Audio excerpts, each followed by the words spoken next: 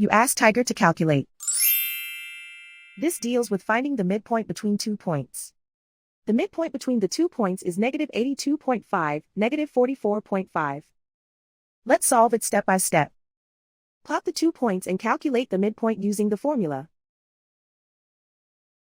The coordinates of point 1 are, x1 equals -89, y1 equals -76. The coordinates of point 2 are, x2 equals -76, y2 equals -13. PM represents the midpoint of the 2 points.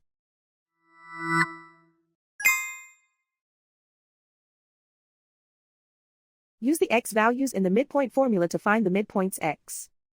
x1 equals -89. x2 equals -76.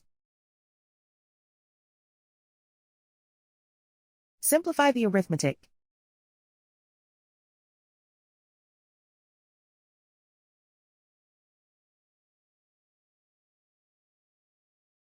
Use the y values in the midpoint formula to find the midpoints y. y1 equals -76.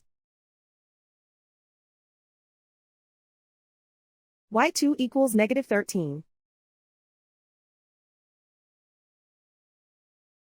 Simplify the arithmetic.